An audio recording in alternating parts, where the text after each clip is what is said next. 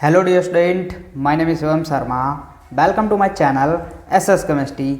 आज मैं लेकर आऊँ आपके लिए एटॉमिक रेडियाई या फिर आयनिक रेडियाई, और हम लोग समझने वाले हैं पीरियोडिक टेबल की हेल्प से। देखो, पीरियोडिक टेबल की हेल्प से आप जो भी ट्रिक सीखते हो, जैसे एटॉमिक रेडियाई हो गई, आयोनाइजेशन पोटेंशियल हो गया, बैलेंसी हो गई, बहुत सारी ऐसी ट्रिक्स हैं जो कि पीरियोडिक टेबल की हेल्प से हम लोग सीख सकते हैं। ठीक है, और पीरियोडिक टेबल की हेल्प से जब भी हम लोग कोई भी ट्रिक सीखते हैं वो फिर हम लोग कभी भूल ही नहीं पाते। क्यों नहीं भूल पाते?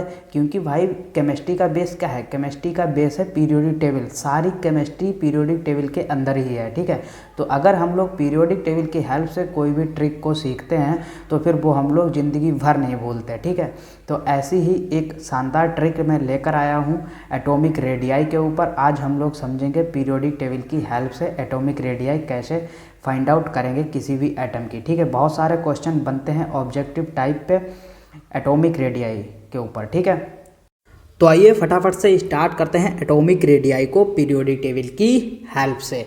तो सबसे पहले हमको ये पता होना चाहिए कि भाई एटॉमिक रेडियाई होती क्या है। तो उसके लिए मैं एक स्ट्रक्चर ड्रॉ कर लेता हूँ किसी भी एटम का। ये हो गई उसकी बाहरी सेल और ये हो गया सेंटर में न्यूक्लियस। न्यूक्लियस में प्रोटॉन और न्यूट्रॉन प्रेजेंट होते हैं।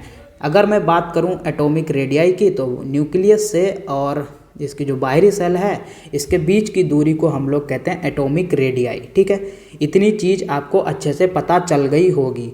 तो अब हम लोग शुरू करते हैं ट्रिक को और चलते हैं पीरियोडिक टेबल में। ठीक है, तो सबसे पहले हमको ये चीज़ पता होनी चाहिए कि भाई पीरियड नंबर।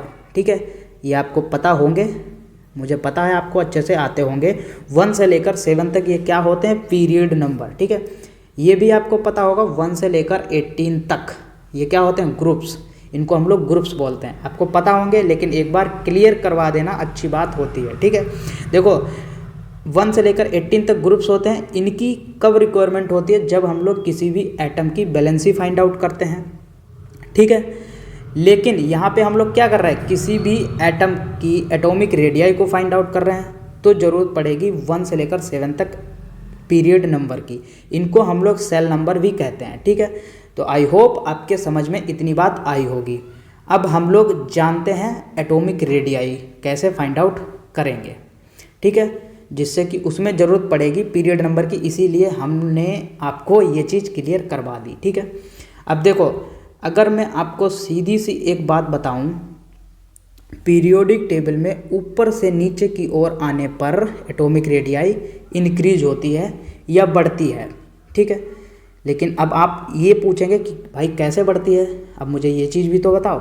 तो वो भी चीज़ मैं आपको बताऊंगा, इसीलिए मैंने आपको सबसे पहले पीरियड नंबर की इन्फॉर्मेशन दी। ठीक है, क्योंकि पीरियड नंबर की ही ज़रूरत पड़ेगी। इनको हम लोग सेल नंबर भी बोलते हैं, क्योंकि यहाँ पे अगर आप नीचे जाओगे ना पीरियोडिक टेबल में, तो सेल नंबर भी बढ़ेगा। हाइड्रोजन के पास कितना सेल होता है? 1 सेल होता है। ठीक है, लिथियम के पास कितनी सेल होती हैं? 2। सोडियम के पास 3, पोटेशियम के पास 4। तो ऐसे ही जब सेल नंबर बढ़ती जाएगी, अगर मैं यहाँ पे हाइड्रोजन का एक स्ट्रक्चर बनाऊँ तो कुछ इस तरीके का बनेगा। भाई इसके पास एक सेल होगी और सेंटर में न्यूक्लियस होगा। ठीक है, इस तरीके से। ठीक है, अगर इसकी एटॉमिक रेडियाई की बात करें तो यहाँ, एक मिनट, अगर इसकी एटॉमिक रेडियाई की बात करें तो यहाँ से यहाँ तक इसकी ये एटॉमिक रेडियाई हो जाएगी। ठीक है, अगर लिथियम की बात करें तो कितनी सेल होंगी लिथियम के पास? 2 सेल होंगी।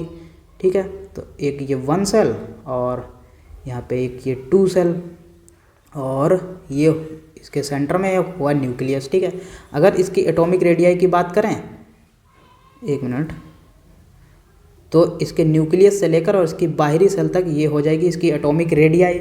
ठीक है, अब आप हमें ये बताइए, हाइड्रोजन की एटॉमिक रेडियाई ज़्यादा होगी या लिथियम की ज़्यादा होगी?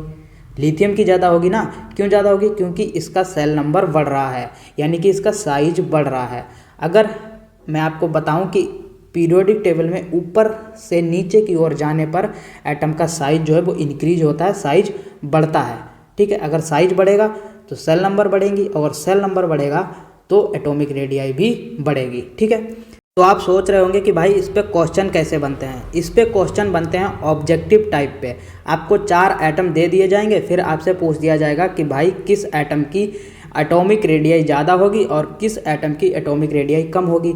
जैसे मैं यहाँ पे आपको एक एग्जांपल दे रहा हूँ क्वेश्चन के लिए, जैसे कि यहाँ पे एक हाइड्रोजन है और एक लिथियम है और एक सोडियम है, ठीक है, और एक पोटेशियम है। अब आपसे पूछ दिया जाएगा कि भाई बताइए किस एटम की एटॉमिक रेडियस ज़्यादा होगी, तो आप आसानी से बता देंगे कि भाई पोटेशियम की ज़्यादा होगी। क्यों ज़्यादा होगी इसका रीज़न भी बता देंगे, क्योंकि इसके पास 4 सेल नंबर हैं। 4 सेल नंबर हैं तो इसका साइज जो है वो बड़ा हो जाएगा।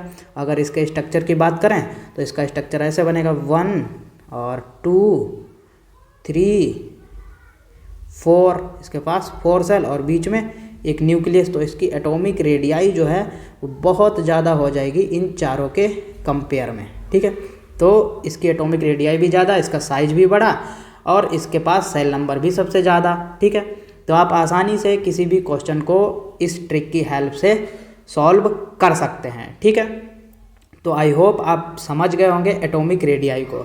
वीडियो अच्छा लगा तो प्लीज़ लाइक कर दें और चैनल को सब्सक्राइब कर लें, क्योंकि यार आपका सपोर्ट मेरे लिए इम्पोर्टेंट है, ठीक है। तो मिलते हैं नेक्स्ट वीडियो में। Thank you for watching my video. Bye bye.